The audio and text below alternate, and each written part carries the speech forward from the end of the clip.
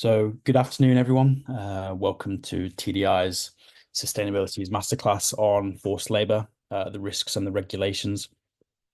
My name's James Hollins. I'll be your host today, and I'll be talking throughout the webinar as well. I'm head of Data and Due Diligence here at TDi Sustainability. We're a global sustainability consulting firm specialising in human rights and environmental risks throughout value chains. Myself, I've spent the last 12, 13 years specializing in human rights, focusing on human rights assessments, impact assessments, assessing agricultural supply chains, fashion supply chains, and now in the mining and mineral sector. I specialize in responsible recruitment and understanding the risks of forced labor. And today we're also joined by my colleague, Sunil, who is one of our ESG consultants with an extensive background in responsible sourcing, traceability, standard setting, and certifications. He's done significant work in the benchmarking space and due diligence space. And he has spent much of his career looking at deforestation and human rights risks and the overlap there, particularly within tropical commodities. Throughout this session, myself and Sunil will be sharing our insights, some direct from our experience working within the human rights space, on forced labor. And we'll be talking about the regulations, the risks, and how you can respond as a business to mitigate those risks. As you can see on screen is today's agenda. I'll be giving an overview and the current approaches to what companies are doing with forced labor. I'll be raising awareness about forced labor, how prevalent it is throughout the world. This might be a new topic for some of you. So it might be, some of these facts might be quite hard hitting, but it is a significant risk throughout value chains. I'll be talking about requirements and indicators and talking about case studies as well, why it's occurring, where it's occurring, and looking at hotspots as well. And then finally, I'll be finishing on due diligence and tools that you can use as a company to assess forced labor within your value chain. Sunil will be talking about the regulations. There's a significant amount of regulations upcoming within the forced labor space. The EU forced labor regulations, existing ones as well. So the Uyghur Forced Labor Prevention Act in the United States, and other regulations that are happening in Canada, in Mexico, in New Zealand, the changes to Australia's Modern Slavery Act. There are a lot of regulations focusing as well within the forced labor space, such as the Corporate Sustainability Due Diligence Directive has very specific aspects to do with forced labor. So we'll be talking about some in general, but specifically deep diving into the EU forced labor regulations as well, which is upcoming. After our presentation, just so you know, the presentation itself today is shortened, so there's an extra time for questions. So there will be a Q&A session at the end, and we hope to dedicate 20 minutes at least to the Q&A session. So please feel free throughout this webinar to put your questions in the chat. We'll be addressing them at the end, and we'll be dedicating at least 20 minutes to those questions. I'm sure there will be a lot of questions. So yeah, put them in the chat and we'll address them at the end. And you can keep them coming throughout the session. So if I say something, put it in the chat and we'll address it at the end. Perfect. So let's start by talking about forced labor and what it is. It really permeates every aspect of our society. It is woven throughout our clothes, it lights up our electronics, and it seasons our food. At its core, forced labor is a manifestation of extreme inequality. It's a mirror held to power, reflecting who in any given society has it and who does not. And nowhere is this paradox more present than in our global economy through transnational supply chains. And modern slavery, forced labor, has many terms. We'll be focusing on forced labor specifically, but there's forced marriage, there's debt bondage, forced and sexual exploitation, human trafficking, people smuggling, debt bondage, sale and the exploitation of children. This all comes under the umbrella term of modern slavery, We'll be focusing on forced labor, which encompasses debt bondage, etc. as well. In all its forms, it is the systemic removal of a person's freedom. This includes the freedom to accept or refuse a job, freedom to leave one's employer for another, freedom to decide if and when and whom to marry, etc. It's all done in order to exploit a person for personal or commercial gain. Really, forced labor is fundamentally characterized by certain characteristics. It is through coercion, deception, deceptive practices, force, and abuse of power. They take advantage of individuals' vulnerabilities, and it's that term vulnerability which is core to why forced labor occurs, and why individuals are more susceptible to forced labor. So really the most important driver, and the message you should take away in this webinar, is that the person's vulnerability is the enabler for all components of forced labor. And one key message is that exploitation is by design, not default. So the official term that the ILO, the International Labour Organization, defines as forced labor in Article 2 in the 1930 Convention is all work or service which is extracted from any person under the menace of penalty, and for which the said person has not offered himself or herself voluntarily. There is significant amounts of forced labor throughout the world. It's estimated by the ILO in 2021 that there are around 27.6 million people in forced labor. In modern slavery conditions, so including forced marriage, etc., that figure increases significantly up to about 50 million. 63% of these are in private sector, and 14% of these figures are in state-sponsored forced labor. A recent study done last year noted that approximately $236 billion worth in illegal profits was generated from the use of forced labor. It really does permeate all value chains. Almost 1 in 8 of those in forced labor are children, so around 12%. Migrant workers are 3 times more likely to be in forced labor than non-migrant adult workers. Again, going back to that word vulnerability, they are much more vulnerable to exploitation and therefore forced labor. The Asia and Pacific region has the highest number of people in forced labor at around 15.1 million. And the Arab states has the highest prevalence, 5.3 per 1,000 people, according to the ILO in 2023. However, a key message here is that forced labor and the vulnerabilities which are at the heart of forced labor permeates all supply chains in all countries.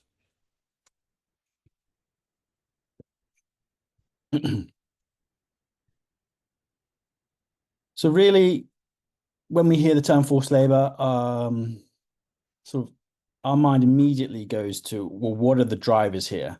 Why does it occur? And many of the highest risk countries share similar political, social, economic characteristics.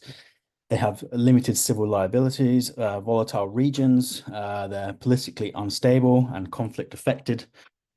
Some countries across the world, such as Eritrea, have state-sponsored forced labor. So the government perpetuates the situation of forced labor, and it forces people to work. Certain countries are home to significant numbers of highly vulnerable demographics, so migrant workers, refugees, where forced labor is significantly higher. And many have unequal labor laws, and vulnerable workers are not afforded the same legal protections as citizens. When we hear the term forced labor, our mind immediately goes to shackles and slavery, and we think this is surely a relic of the past, happening only in the most desperate of places. However, as James has described, forced labor is prevalent, pervasive, and pernicious. The International Labour Organization, the ILO, has identified 11 indicators of forced labor to help us uncover and assess the degree of forced labor in the supply chain.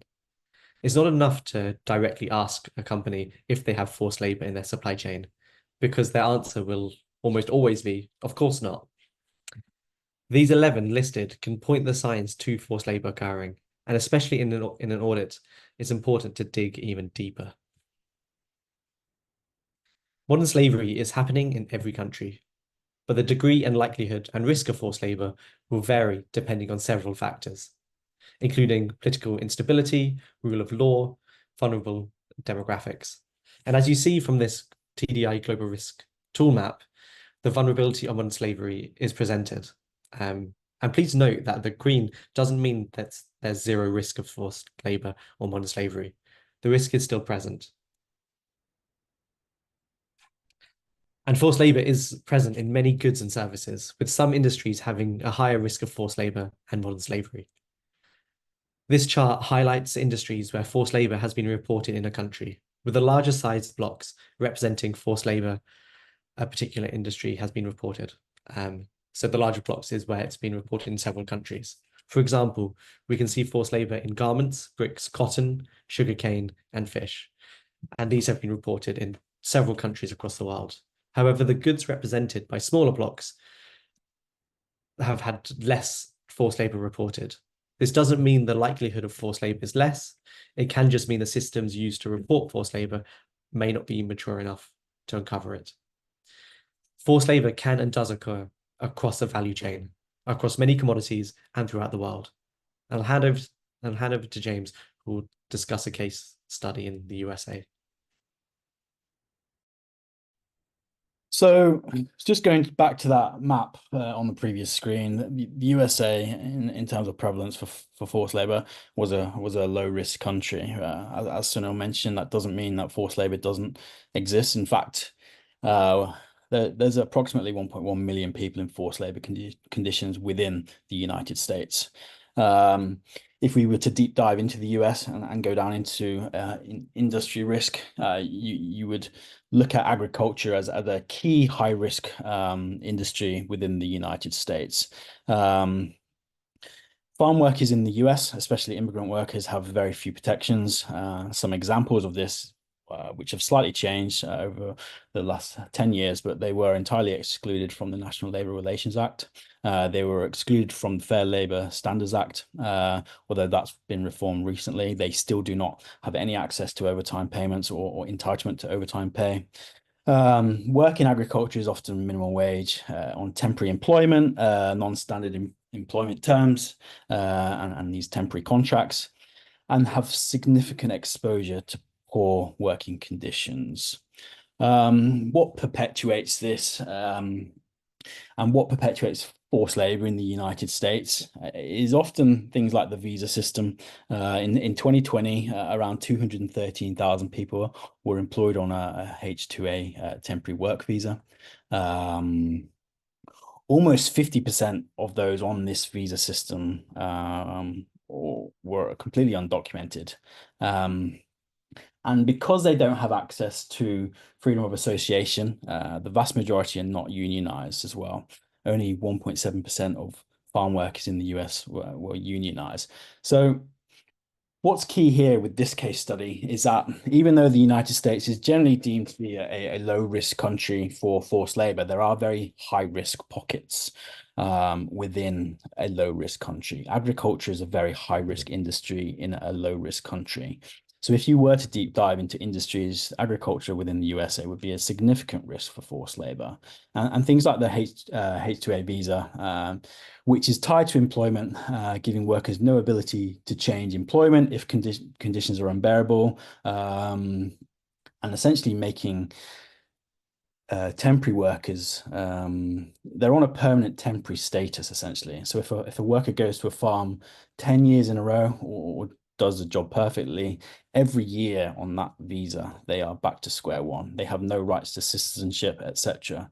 And these sort of visa systems perpetuate forced labor because when the systems don't protect them, they don't speak up about their conditions. They don't speak up about being exploited. They don't want to speak up because if they were to speak up, they'll often be deported back to their country of origin, etc. So these sort of things allow forced labor to run rife below minimum wage payments, etc. They have no ability, no protection to to look at their rights and speak up about it. So what I want that message to come across is that even though many countries are deemed low risk, there are very high risk factors within countries, and forced labor still exists in high numbers in these low risk countries as well.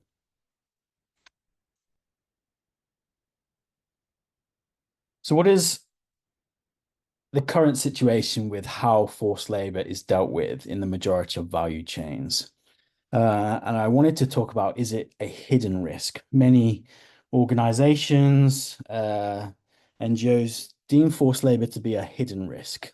And even the UN Office on Drugs and Crime said this about forced labor, that although found in every country and every region, trafficking persons remains a hidden crime, with perpetrators operating in the dark corners of the internet underbelly of the global economy to entrap victims for sexual exploitation, forced labor, domestic servitude, and other forms of exploitation. It really is. Is it deemed to be a hidden risk is the question, and we don't believe it's a hidden risk at all. It's entirely surrounded by predictable business models.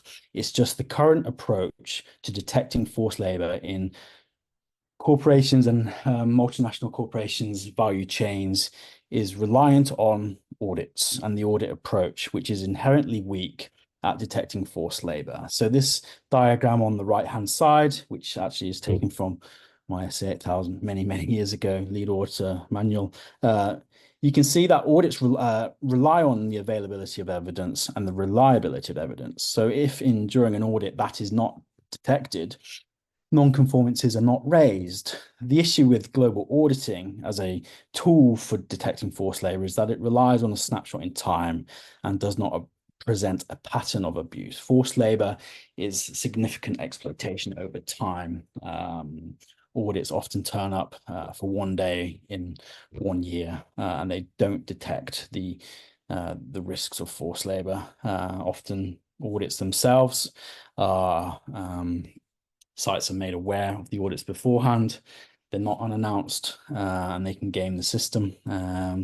Often, auditors do not have the time, mandate, or even the training to deep dive into risk-specific factors, which determines whether forced labor would be occurring or not. Due to knowing little else, victims of forced labor do not self-identify their circumstances in auditor interviews. Auditor interviews, particularly in social audits, human rights audits, is one of the tools that auditors use really to triangulate risk. Victims of forced labor often, in the vast majority of cases, do not even know they're being exploited. Evidence is hard to gather, hard to verify. It's often deemed unreliable, and it's not admitted to in reports. So often this tool that is so used throughout value chains is not sufficient to triangulate findings and come to conclusions that forced labor is occurring. So going back to that,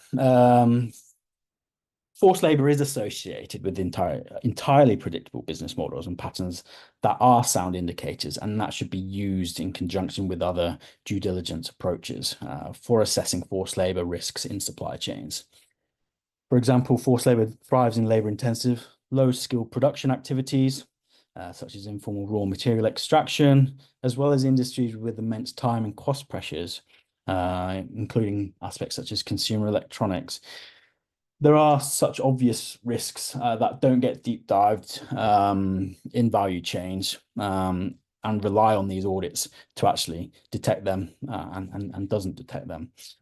We know that workforces that are most vulnerable to forced labor include indigenous peoples, migrants, women, LGBTQ+ individuals, low caste, racialized workers, and the kinds of jobs associated with this crime really comes under the term non-standard employment. These are not salaried workers like many who are on this call. They're temporary, day labor, informal workers through intermediaries, through these recruiters, through out-of-country recruiters. They are highly vulnerable to being exploited. And this should be considered when assessing your value chains as to where these risks will be occurring.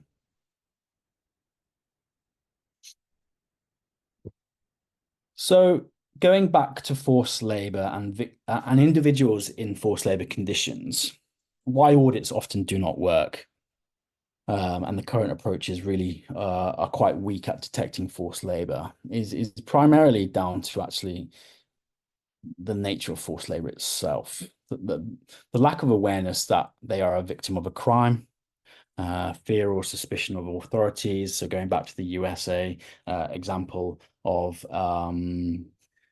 the H-2A visa, actually disclosing that you're being exploited can get you deported as the visa's tied to your employment. There's often language barriers. Many of these, as I mentioned, migrant workers are significantly 3 times more likely to be exploited. Migrant workers often do not understand the language in the country that they're working. They're there temporary for 6 months during seasonal work, for example. Their movements are often controlled as well. If they're being controlled by traffickers, etc., they're often being controlled. They're often accompanied by traffickers in situations, and they actually often accept their current situation is favorable to their home conditions. And the victims of forced labor that I've come across, even though being heavily exploited, their conditions are still better than where they've come from. So they often don't realize they're being heavily exploited. Again, mentioning that immigration status is often tied to employment, which significantly reduces people speaking up. It's tied to criminal activity. There's often a fear of speaking up and self-blame. Often victims blame themselves for getting into this situation. There's fear of retribution from traffickers and fear of discrimination from their community back at home, from their families, that they've got themselves into this situation. So really what I say is the barrier to disclosure for forced labor are so significant that things like audit interviews are not going to detect this sort of thing during an audit. So Sunil is going to talk about the regulations and the current situation in terms of the upcoming regulations as well. Thanks, James. Yeah, in this section, I'll discuss how forced labor is being tackled globally and the approaches used to both identify and deter and prosecute those engaged in forced labor practices. So, how is forced labor being addressed? We need cooperation from countries to firstly agree that forced labor should be abolished and agree upon the definitions of forced labor. The earliest and most widely adopted convention is the Forced Labor Convention of 1930, and it's been ratified by 181 of 187 ILO members, with members agreeing to suppress the use of forced labor in all its forms, irrespective of the nature of the work or the sector of activity. So then the responsibility passes on to national and supranational entities to develop legislation and regulations to enforce policies and administer penalties for those engaging in forced labor. One approach that has typically been adopted has been several modern slavery acts that require companies to disclose and report compliance. More recently, some countries have adopted trade-based legislation that seize, impound, fine, and destroy forced labor associated goods. And these will be discussed in the upcoming slides. And finally, what do companies need to do to ensure forced labor isn't in their supply chain? It began with adding no forced labor into policies and cascading these requirements along the value chain. Then companies have started using different kinds of voluntary standards to certify that supply chains are free of modern slavery. However, legislations and regulations have required companies to do more proactively, to understand the risks in their supply chain with serious penalties for non-compliance. The last 20 years has seen a widespread adoption by companies to address forced labor, both within their country and entering their country. In 2004, Brazil established the National Pact for the Eradication of Slave Labor, whereby a dirty list of companies are mentioned and published each year. In 2007, the UN established the Special Rapporteur on Contemporary Forms of Slavery. And in 2011, California passed a law requiring companies to disclose information regarding their efforts to eradicate human trafficking and slavery within their supply chains. Things changed in 2014 when the UN passed the ILO protocol of the Forced Labor Convention that required countries to provide protections and remedies to victims of forced labor, sanction perpetrators of forced labor, and develop national policies and plans to suppress forced labor. The following year, the UK passed the Modern Slavery Act that required some businesses to report and disclose efforts on reducing forced labor. Over the subsequent years, many more countries adopted similar laws, including France, Australia, and the Netherlands. Things changed again in 2021 when the US announced the Uyghur Forced Labor Act, which seized and physically blocked forced labor associated goods from entering the country. I'll discuss this a little bit more in the slides as well. Following on, Germany, Norway, and Mexico announced their modern slavery acts. And in 2024, the European Union announced the forced labor regulation, which we'll also delve into during this call. And Japan, Korea, and New Zealand all have upcoming forced labor legislations in development. However, as you see, there has been a significant development in addressing forced labor. However, the US Forced Labor Act and the EU Forced Labor Regulation will physically block the trade of forced labor associated goods from entering the country. And these will be the two legislations that we'll be focusing on during this presentation. So the Uyghur Forced Labor Act. In Xinjiang, 1.8 million Uyghurs, Kazakhs, Kyrgyz, Tibetans, and members of other Muslim minority groups are arbitrarily detained in mass internment camps, formal prisons, and detention centers. They've been subjected to forced labor, torture, political indoctrination, and severe human rights abuses. Many factories and other suppliers in Xinjiang are engaging in forced labor, with these items appearing on our shelves and wardrobes. So to combat this, especially in the US, on the 23rd of December 2021, the US announced the Uyghur Forced Labor Act, and it came into force, whereby goods made with forced labor in Xinjiang cannot enter the United States market. And due to the severe nature of the situation, the scope of the act is wide.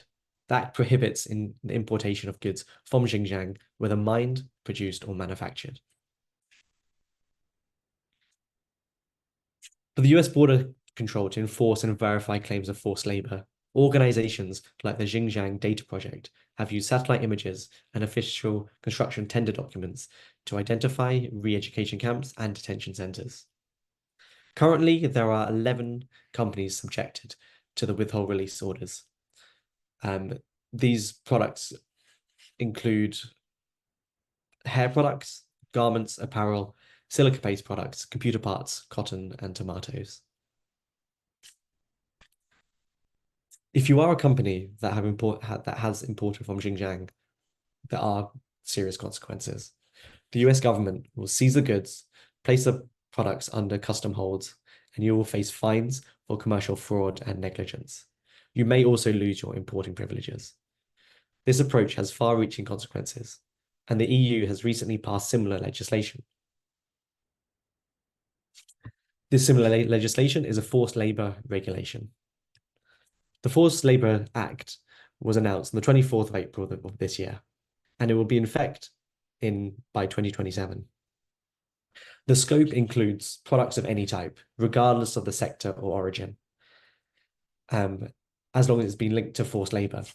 This includes products that are produced domestically, imported, placed or made available on the market, exported, and this includes distance selling, for example, online selling, whereby the product is considered to be made available on the market, or if the offer of sale is targeted at the end user in the Union. So just like the Uyghur Forced Labor Act, there are serious penalties if there is forced labor in your supply chain. The penalty for non-compliance, for perishable products, they will be donated. For non-perishable products, they'll be recycled or destroyed. However, for supply chains of strategic or critical importance, for example, materials required for the net zero technology, and also critical raw materials, the products won't be disposed of or destroyed, but they'll be held for a defined period at the cost of the economic operator. So what do you need to do to comply? The EU forced labour regulation bolsters and complements the EU's existing due diligence legislations. Over the last 15 years, the EU has passed due diligence legislation for conflict minerals, batteries, and deforestation-associated goods. The addition of the EU FR will mean companies will need to address forced labour in their supply chains or face serious repercussions, and companies can't feign ignorance that they didn't know the forced labour was present. The main changes the EU is introducing is providing custom authorities with more information. Custom authorities lack information on the manufacturer, producer, the product suppliers, as well as information about the product itself. And the EU FR will introduce better product identification, requiring product descriptions, names, the brand, the product, type, reference model, batch, and serial number. Additionally, the EU FR will require details on the manufacturer or the producer or the product suppliers. Over the next few years, the EU will provide guidance on the types of information that will be required. Additionally, the EU will also provide a database of forced labour risk areas or products. However, this list won't be exhaustive, and it'll be linked to specific products in the market. So as part of your own due diligence, you as a customer will need to understand the risks within your supply chain. And TDi can help you, especially with our forced labour risk tool. So in terms of reporting and how forced labour will be found within your supply chain, the EU FR will have proactive monitoring of the supply chains through whistleblowers. Whistleblowers are invaluable, and they've uncovered forced labour happening across the globe. The EU FR allows people to submit allegations to the forced labour single portal, where companies will be able to see the list of forced labour associated companies. This will bring new information to competent authorities to help them to detect and investigate the infringements of this regulation. Any submissions that are incomplete, unfounded, or made in bad faith will be discarded. However, we should make sure that the whistleblowers are protected. Whistleblowers can face retaliation for disclosing injustices, including the termination of employment, unreasonable workloads, threats, and bullying. Companies may institute a culture of intimidation to dissuade employers from whistleblowing. The EU FR will then protect whistleblowers from retaliation with a protection of persons who report from breaches of the union law directive. So once you have found forced labour, what do you do next? The EU FR will also require companies to remediate forced labour if it's found within the supply chain. And James will expand upon this in the next section. Remediation is a restitution to a situation equivalent or as close as possible to the situation they had been in if the forced labour hadn't occurred. Examples of remediation include financial or non-financial compensation or reimbursement of the costs incurred by public authorities. I'll pass over to James, who'll delve deeper into the due diligence and tools. Thanks, Sunil. I'll be going into due diligence approaches for forced labour, talking about best practice as well. I'm sure there'll be lots of questions on this. In fact, you could probably spend over an hour on each one of these numbers identified in essentially the UNGP approach, the OECD approach to due diligence.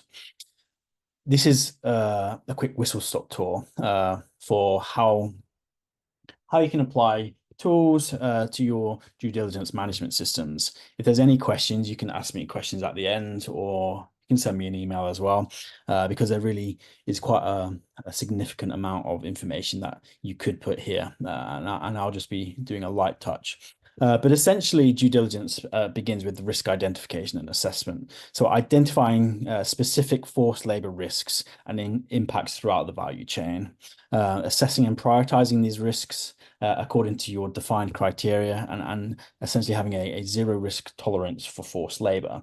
As mentioned in a previous slide, forced labor is entirely predictable and surrounded by predictable business models. So it's looking for those predictable business models in your value chains, which is where you really should begin, and mapping risks and identifying hotspots. The next slide is really where you should begin your due diligence journey, if you haven't already, in order to meet these upcoming regulations.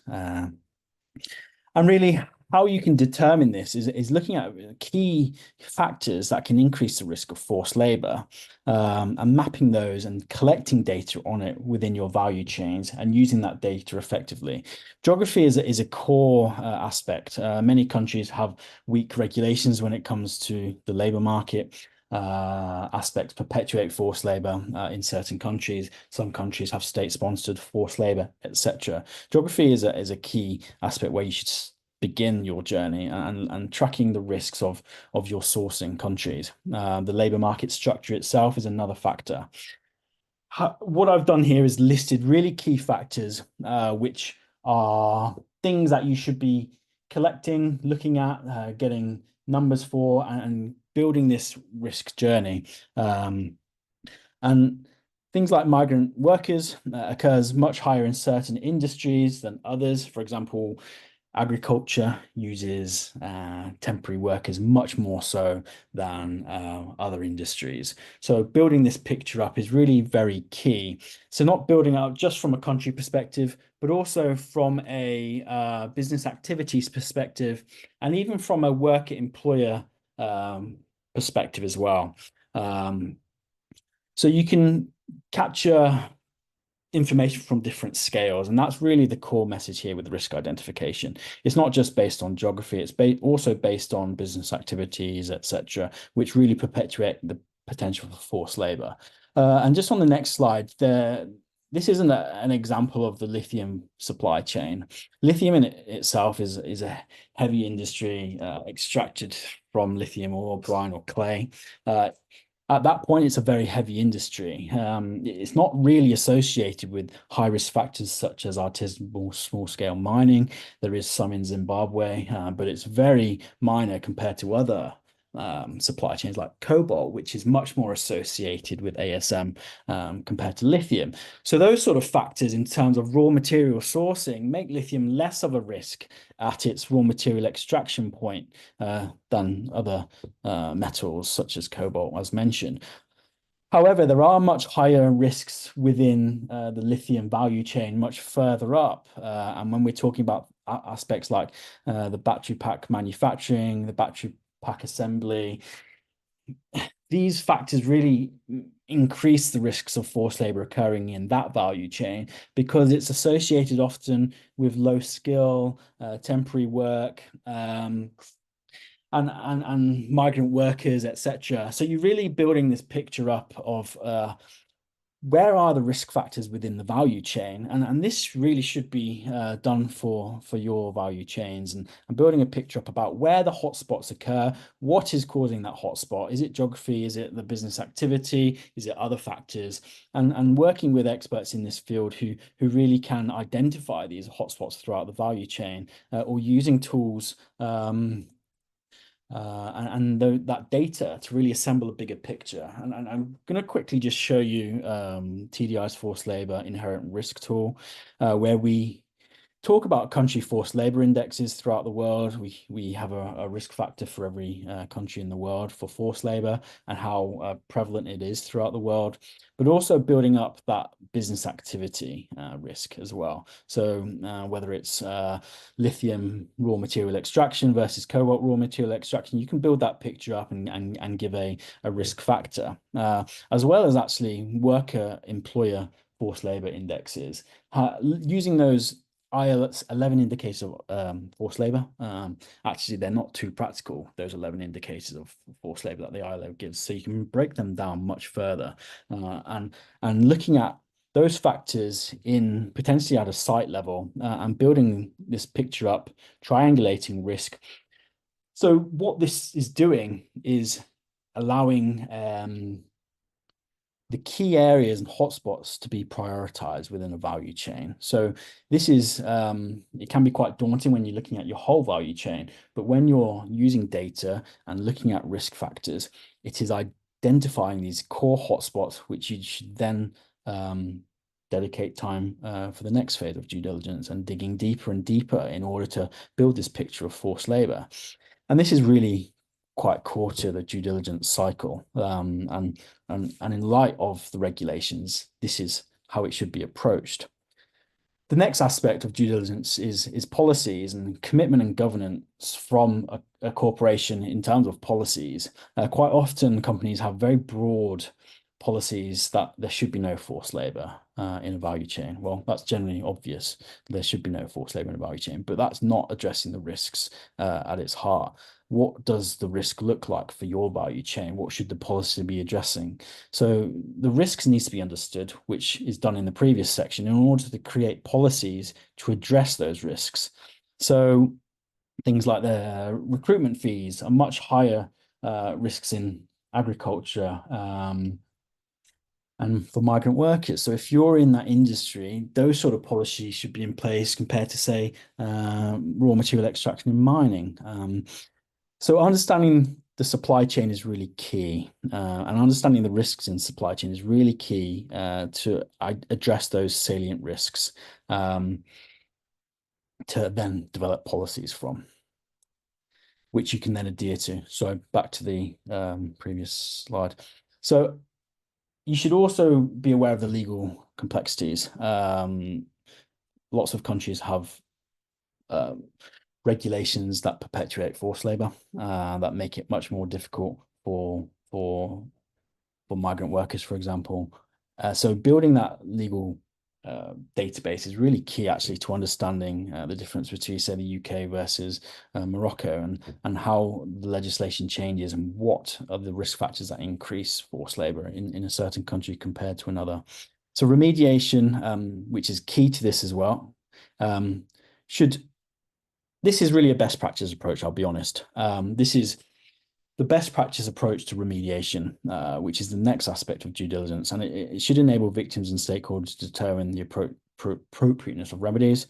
It should go beyond standard corrective action plans, which is often how it is done in audits, which often leads to termination of relationships with suppliers. And it should focus on, instead of mechanisms to engage and support suppliers. And in fact, the UNGP says this is a core element. You should not just drop suppliers because the risks are so severe based on certain factors. You should work with them, build capacity, etc. And you should foster trust with suppliers to encourage suppliers to identify issues and work towards continual improvement. You should adopt a bottom-up approach, utilizing on-the-ground support, collaborating with local NGOs, with workers themselves, building capacity internally to support supply development and embed these practices of spotting the signs, etc., for forced labor. And it should be a worker-driven monitoring approach for remediation, open grievance mechanisms, etc., open grievance channels, live monitoring of grievance, having forced labor champions at supplier factories. And this is really tied to awareness and training, which I'll talk about next, but that really is key.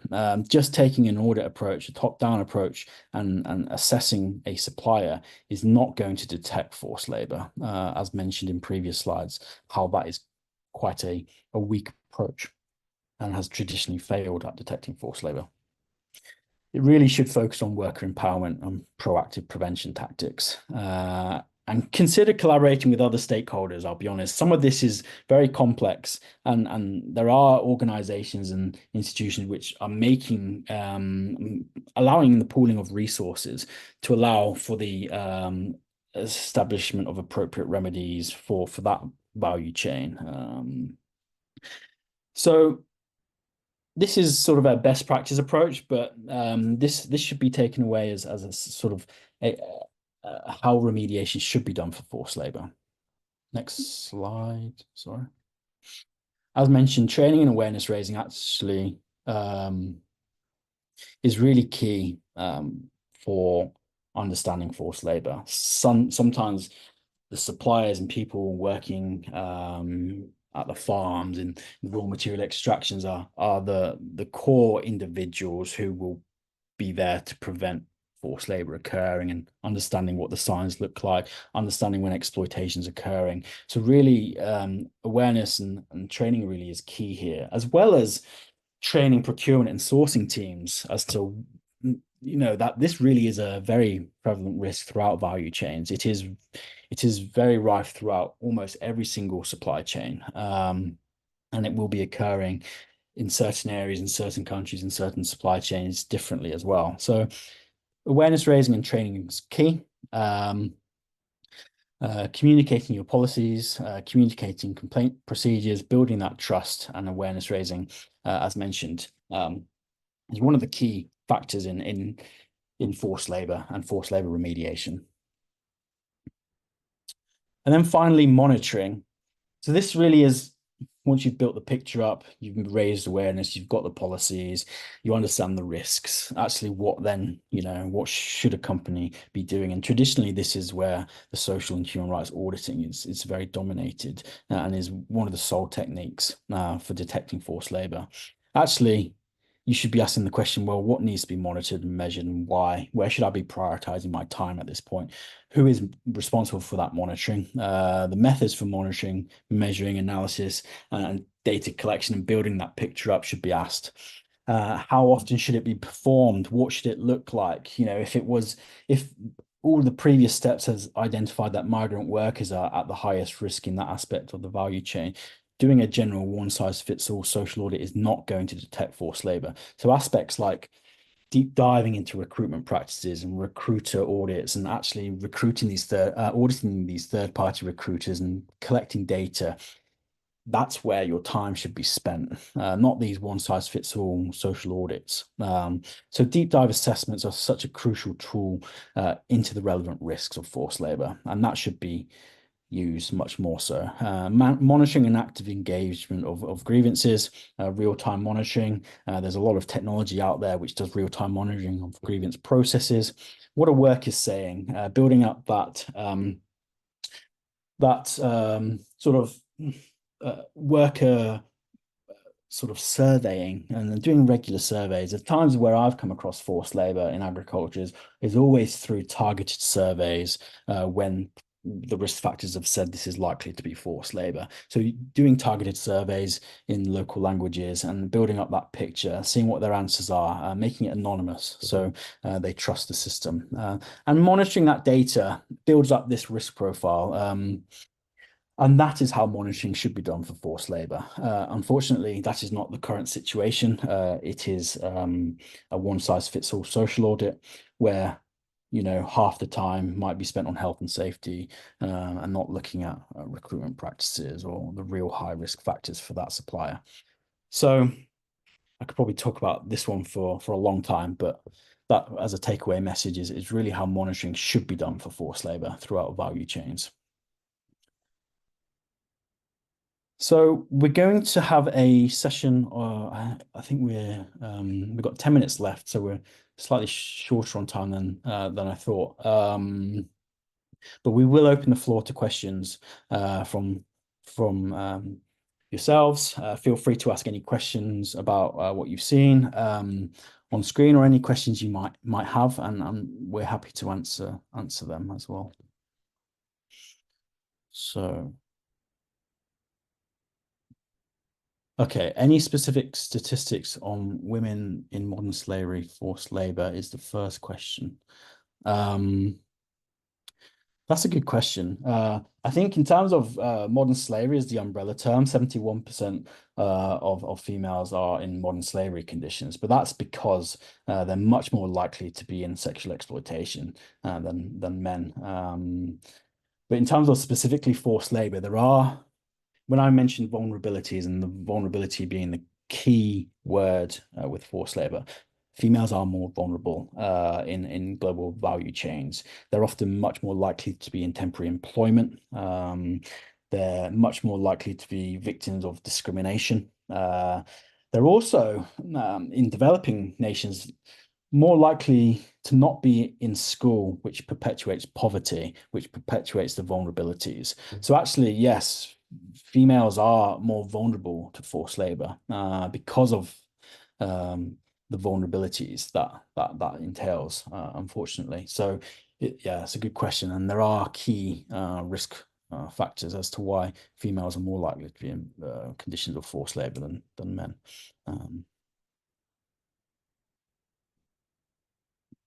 I think we had a question.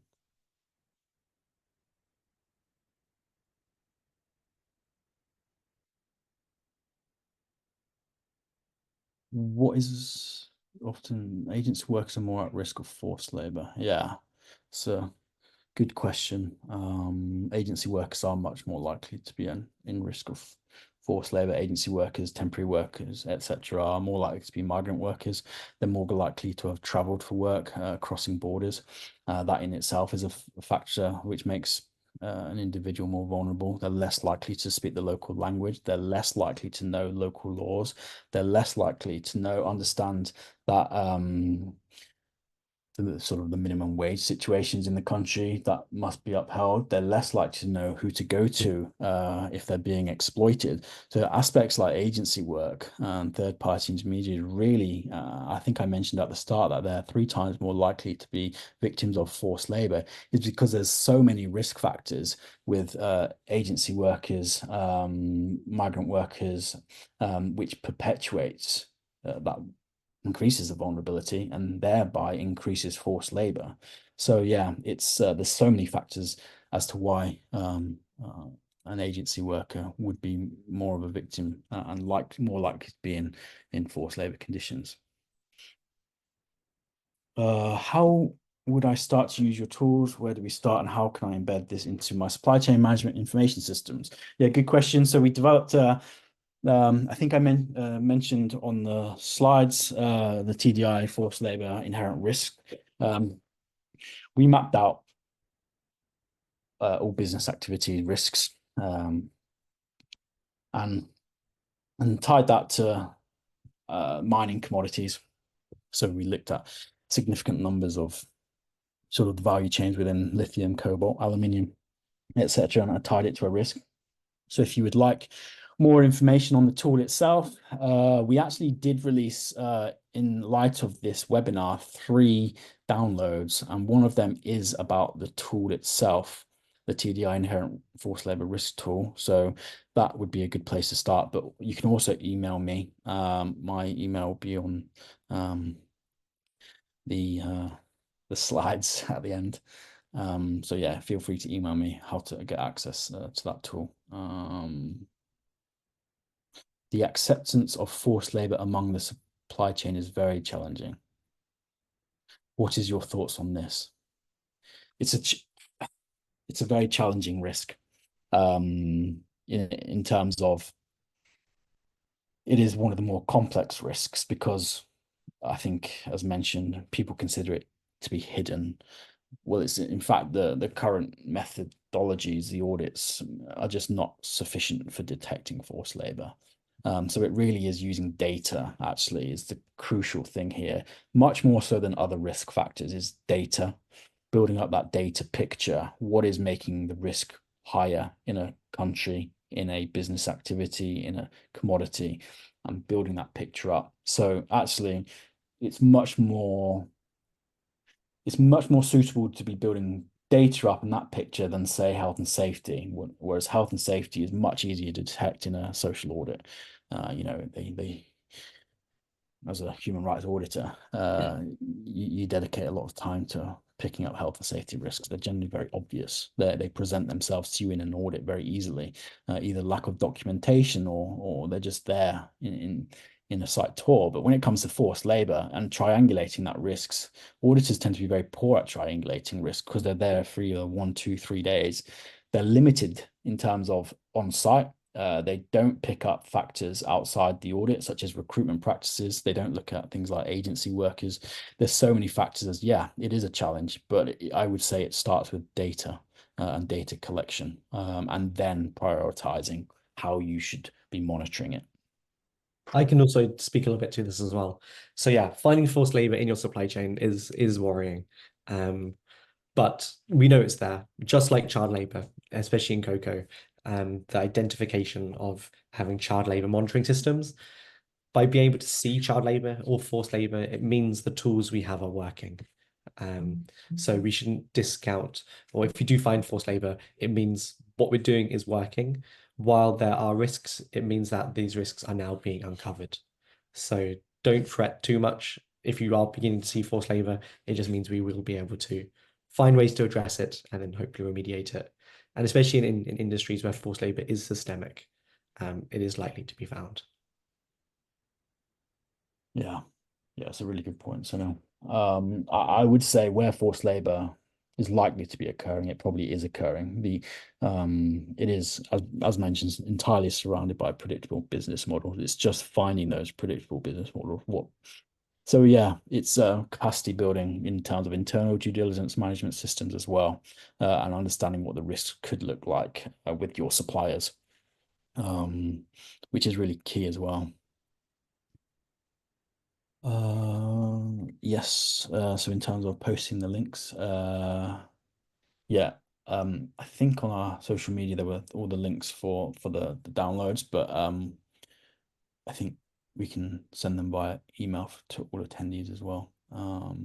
We will also be sharing a Q&A after this webinar as well. So in the next couple of weeks, along with the recording, we'll be sharing a Q&A and we'll embed those links in the Q&A. And there was a podcast as well on this topic, which we went slightly more in depth for the tool. But as well, feel free to email me, jhollins@tdisustainability.com as well, and ask any further questions. We are coming up to time. I appreciate there's literally only 1 minute left. So if there's no other questions, what I'll say is thank you for your attendance. Thank you for being part of this forced labor whistle stop tour in terms of what it is, what the regulations are saying, how I should be doing my due diligence management systems. We appreciate your attendance. These are our forced labor services on screen. We do all aspects of forced labor in terms of scoping, building capacity, training. We also build that data as well and have significant tools in this area. We do audits for subcontracted labor intermediaries, that sort of thing as well. So we're very experienced at doing those sort of audits and responsible recruitment audits. So all aspects of forced labor we're happy to help with, from in terms of the UNGPs, that risk identification all the way through to reporting. So feel free to contact us post webinar, and my details are on the screen as well. And me and Sunil are open to any questions via email. So happy for you to contact us after this webinar. So thank you very much for your attendance, and we appreciate your time.